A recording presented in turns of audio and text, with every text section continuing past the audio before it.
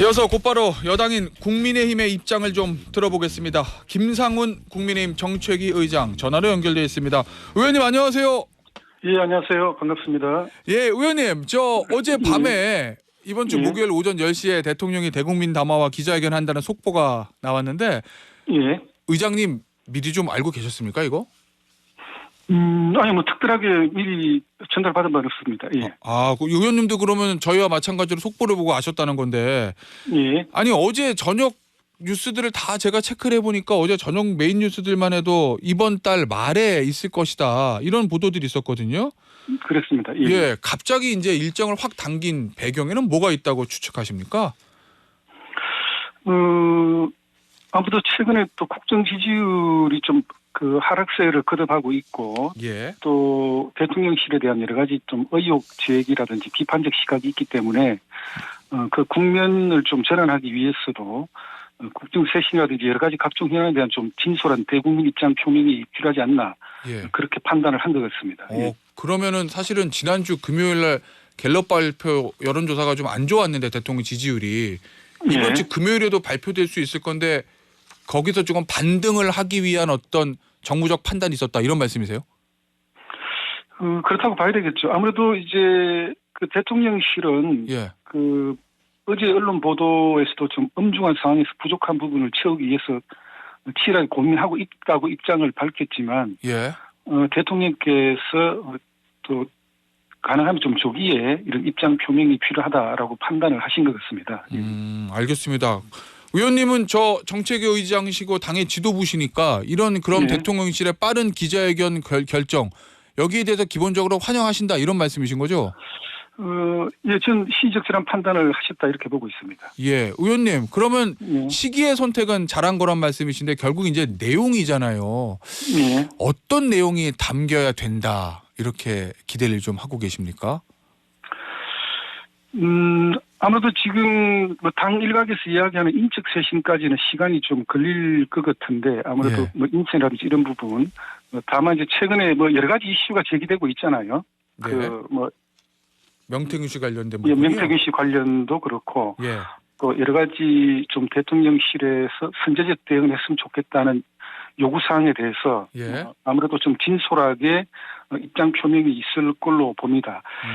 여러 가지 지금 정부가 국정개혁의 동력을 얻기 위해서는 그런 좀 국민들께서 갖고 계시는 여러 가지 좀 비판적 시각이라든지 의혹을 해소하는 게 좀 선결돼야 될 과제다 이렇게 판단을 하고 있습니다. 예, 의원님 어제 이제 오전에 최고위원 회의에서 한동훈 대표가 이른바 대통령실을 향한 5가지 요구 사항을 좀 내놨는데 그 부분에 대해서 대통령실이 어느 정도까지 받아주는 것이 원활한 당정 관계와 이 위기를 극복하기 위해서 바람직하다 이렇게 보세요? 한동훈 대표가 요구하고 있는 부분은 아마 이제 국민들의 시각을 대변하고 있다 이렇게 판단을 해야 될 것 같고 아마 용산에서도 진정성 있는 어떤 그 대안을 모색하고 있다 이렇게 봅니다. 다만 제가 조금 걱정스러운 것은 여러 가지 좀 용산에는 시적절한 좀 대안 제시 또 쇄신책 요구도 중요하지만 우리 보수 진영 쪽에서 이제 제기되고 있는 또 여러 가지 의견들이 있어요. 가능하면 좀 당정 분열과 갈등은 지양해야 된다. 그런 요구 사항도 강하게 목소리가 제기되고 있기 때문에 그런 부분을 감안한 우리 그 국민의힘의 좀 그 대응도 필요하다 이렇게 판단을 하고 있습니다. 그러면 의원님 보시기에는 어제 한동훈 대표가 공개적으로 5가지를 요구한 거는 조금 과했다 혹시 뭐 이런 말씀이신 건가요? 아니요. 과했다는 건 아니고 그게 그 이견은 저는 뭐 늘 이런 말씀 드린다마는 이견은 충분히 있을 수 있지만 그것이 갈등으로 비화돼서는 안 된다 이렇게 판단을 하고 있는 겁니다. 그래서 지금 국민들께서 느끼는 여러 가지 사항을 대변해서 한동훈 대표가 제시를 했기 때문에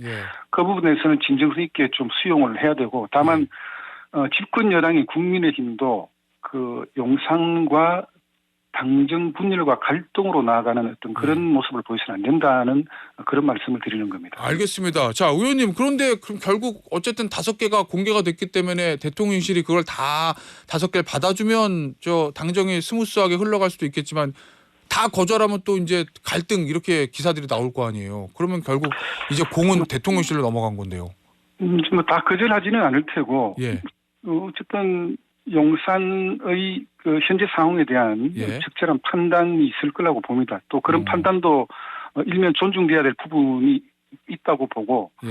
어쨌든 그 대통령께서 7일 날 발표하는 담화 내용을 한번 지켜보고 또 판단을 해야 될 걸로 생각을 합니다. 아마 용산의 여러 참모들도 그간에 좀 그 진중하게 또 그 진언을 드리고 이렇게 했기 때문에 그 대국민 당한 부분은 충분히 또 최근에 제기되고 있는 여러 가지 비판적 시각을 해소할 수 있는 그런 진정성 있는 담화 내용이 되지 않을까 기대를 하고 있습니다. 의원님 결국 그 5가지가 대통령의 사과하고 저 의혹에 대한 해명, 그다음에 대통령실 인적 개편, 내각 쇄신, 김건희 여사의 활동 중단, 그다음에 특별감찰관 임명 이렇게 5개거든요. 의원님 보시기에 그래도 이 중에서는 대통령이 이건 꼭 좀 전향적으로 해줬으면 좋겠다라고 기대하시는 거 있으세요? 필요하다. 저는 사실은 이제 인적 쇄신 부분입니다. 대통령실 인적 쇄신이요?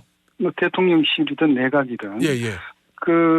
진영에 따라서는 또 여론 조작이라든지 선전 선동에 능한 그런 진영도 있겠지만 우리 보수 우파 진영은 진정성을 또 최우선 그걸로 생각을 하고 있기 때문에 좀 진정성 있는 쇄신책의 범위 안에는 인적 쇄신이 가장 큰 비중을 차지하고 있지 않겠나 하는 그런 생각을 하고 있습니다. 결과적으로 국정에 좀 그 미스가 나고 있다면 그것은 사람의 책임이기 때문에 그 부분에 대한 인적 쇄신을 충분히 고려를 할 필요가 있다 이렇게 생각을 하고 있습니다. 알겠습니다. 의원님 어제 추경호 원내대표하고 삼선 의원 중진 간담회에서 앞서 의원님이 말씀해 주셨던 것과 비슷한 얘기 나왔더라고요. 이 갈등으로 비화하지 않고 당정이 원활하게 단합해 갈 수 있는 방안이 최선이 아닌가 이런 얘기가 나왔다고 하는데 구체적으로 어떻게 하는 게 이 분열하지 않고 단합해 함께 갈 수 있는 방안일까요? 저는 최근에 그 용산에 대한 공개적인 어떤 그 비판적 제언은 조금 삼가하는 게 좋겠다. 충분히 그 대통령실하고 비공개적으로 커뮤니케이션 할 수 있는 분들이 집권 여당의 국회의원들입니다. 그래서 그걸 이제 언론에 공개적으로 그렇게 하는 거는 용산의 어떤 여러 가지 행동 반경을 축소시킬 수 있는 부분이 있기 때문에 그런 부분은 좀 자제하고 다만 우리가 또 당내에서 제기되는 여러 가지 어떤 용산의 변화에 대한 좀 제안 내용이 있습니다. 그런 부분은 비공개적으로 비공식적으로 전달이 충분히 될 수 있는 부분이고 거기에 대한 또 용산의 좀 대책 마련과 또 발표 이런 과정으로 가는 게 좋지 않겠나 싶은 생각을 갖고 있습니다. 의원님 개인적으로도 용산 대통령실 관계자나 고위 관계자에게 어떤 대통령실의 변화, 대통령 변화 요구 이런 거 말씀하고 계십니까, 의원님도? 비공개적이긴 하지만 또 매주 당정 정책 협의를 하고 있기 때문에 그런 또 과정 속에서 세간에 이런 여러 가지 그 시각과 의견이 있다는 부분을 전달을 하고 있죠. 알겠습니다.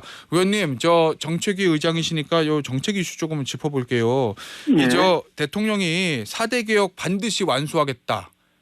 연말까지 가시적 성과를 내라. 이렇게 최근에 계속 이야기를 하고 있는데 이게 4대 개혁 과제가 다 입법 사항이고 예산이 걸려 있는 거다 보니까 야당의 협조가 있어야 됩니다. 지금 상황에서 야당이 쉽게 협조해 줄 것 같지 않은데 어떤 방안을 좀 모색하고 계세요, 의원님? 야당은 이걸 좀 염두에 둬야 될 겁니다. 노동, 연금, 교육, 의료 4대 개혁은 용산을 위한 계획이 아니에요. 국민들의 일상생활을 위한 계획입니다. 이게 국민들의 민생과 직결되는 부분이기 때문에 정쟁과 무관하게 좀 개혁에 동참할 수 있으면 좋겠다는 그런 생각을 갖고 있고 다행스러운 거는 아시다시피 최근에 싸울 때 싸우더라도 국민들 민생과 관련된 부분은 같이 합의 처리해보자는 민생 공통공약 협의체가 출범을 했습니다. 그런 파트너십을 통해서 충분한 교감을 갖고 추진될 수 있지 않겠나 싶은 생각을 갖고 있습니다. 특히 저출생과 관련된 그 주무부 인구전략기획부의 출범은 야당이 제시한 조건이 있어요. 예. 이 두 가지가 받아들여진다면 인구전략기획부에 동의하겠다고 했기 때문에 그 부분을 또 용산에 건의를 했고 용산도 흔쾌히 그렇게 하겠다고 답변을 내놨습니다. 그래서 예. 뭐 이런저런 교감을 통해서 국민들의 민생을 위한 그런 계획이라고 판단이 된다면 야당도 흔쾌히 좀 동참할 수 있지 않을까 그렇게 기대를 하고 있습니다. 의원님 말씀해 주신 대로 당위의 측면에서는 그렇긴 한데 이게 현실적인 측면에서 야당이 대통령의 개혁까지 협조하게 하려면 뭔가 야당을 설득하거나 당근책을 주거나 현실적으로 좀 그런 게 있어야 되잖아요, 의원님. 근데 지금 야당에 대한 당근책이 뭐가 있을까요? 그래서 저는 이제 최근에 야당이 그 이재명 대표의 선거 공판을 앞두고 뭐 방탄 장외 집회를 한다든지 뭐 대부분의 어떤 그 좀 행보가 이재명 대표를 방탄하기 위한 어떤 당의 여러 가지 좀 스탠스를 지켜보면서 좀 안타까운 마음을 금할 수가 없었는데 그 이상의 국민들의 민생과 관련된 제안이 있다면 충분히 받아들이고 수용할 수 있어야 된다 그렇게 생각을 합니다. 예. 혹시 뭐 이번 주 목요일에 있을 대국민 담화나 기자회견에서 대통령이 야당에 대한 좀 어떤 전향적인 자세라든지 뭐 협치 제안 이런 것들도 할 필요가 있다고 보십니까? 그런 부분이 포함될 수 있으면 좋겠지만 아마 그 이번 담화 내용이 그게 담길지는 모르겠어요. 이번에는 특히 막 민생과 관련된 부분이 포함될 수 있을 테고, 그다음 최근에 이제 뭐 아시지 않습니까? 그 용산에 대해서 제기되고 있는 여러 가지 다시 한번 말씀드린다면은 여러 가지 의혹과 비판적 시각에 대한 진솔한 입장 표명이 먼저일 것 같고 또 그 내용이 아마 주된 내용이 될 것 같습니다. 알겠습니다. 의원님, 이게 김건희 여사 특검법과 관련해서 최근에 민주당에서 그런 얘기들을 합니다. 국민의힘이 말하고 있는 독소 조항, 그거 우리가 빼줄 수도 있으니 협의해보자. 안을 가져오면 우리가 생각해 볼게요. 뭐 이런 얘기들 하고 있거든요, 의원님. 먼저 제안하실 용의가 있으십니까? 당내 의견 수렴이 필요하지만 야당이 생각하고 있는 그 뭐 전향적인 입장 표명이라는 것이 결과적으로 저는 정쟁의 한 수단이라고 생각을 하고 있기 때문에 지금 아시겠지만 그 특검법안은 그 종래 야당만 특검을 추천한다든지 이런 것도 한번 자기들이 개선해보겠다는 거 아니겠어요? 거기 아마 야당이 양보하지 않을 사안들이 또 있을 겁니다. 수사 범위를 무한정 좀 늘려놓은 그런 형태라든지 또 피의 사실이 지난번 두 번째 특검 때보다 8가지에서 또 13가지로 늘어났어요. 그런 부분에 대한 야당의 그 진정성 있는 그 입장 변화가 있을지 저는 조금 의문이 듭니다만은 야당의 진정성이 확인된다면 당내에 좀 의견 수렴을 해볼 필요가 있지 않겠나 싶은 생각이 듭니다. 야당의 진정성, 진실 규명이라는 그 진정성 확인되면 당내 의견을 모아볼 수는 있겠다. 이런 말씀이신 거죠, 그럼? 그렇지만 10중 8구는 야당의 특검은 정쟁을 유발하고자 하는 그런 의도가 다분히 담겨 있다 그렇게 봅니다. 최근 국회에서 일어나고 있는 여러 가지 일들 중에 국민들께서 굉장히 불편하고 안타깝게 생각하는 것이 특검 중독, 탄핵 중독 그런 현상들입니다. 이재명 대표를 수사하고 있는 검사들을 직접적으로 탄핵하고 있는 야당의 현재 모습을 지켜보면 야당의 진정성 있는 모습은 충분히 의심받을 수밖에 없고 정쟁을 유발하기 위한 특검에 불과하지 않나 그렇게 생각합니다. 알겠습니다. 의원님 정책적인 부분을 질문을 좀 드릴 건데요. 어제 이재명 대표가 금투세 요거 폐지하는 거를 찬성한다 이렇게 밝히면서 대신 요거 상법을 개정하자. 이른바 주주의 충실 의무 조항을 넣는 상법 개정 추진에 총력을 기울이겠다 이렇게 밝혔거든요. 요거 재계에서는 굉장히 반대하는 사항인데 이 부분에 대한 당의 입장은 어떻습니까? 결론적으로 이야기하면 반대죠. 그 금투세는 아마 1,400만 주식 투자자들의 입장을 간과할 수 없는 고육지책의 선택이었을 테고 상법상의 주주 충실 의무라는 것은 논리적으로 모순되는 그런 제안입니다. 왜냐하면 아시겠지만 이 주주 중에는 외국인 투자가도 있고 기관 투자가도 있고 사모펀드도 있고 소액주주도 있고 이 주주들은 다 각자 이해관계가 다 달라요. 사모펀드와 특히 소액주주 이해관계는 더욱더 다른데 이 주주들 다양한 이해관계를 갖고 있는 주주들의 이익을 위해서 충실한다는 게 이게 논리적인 모순이죠.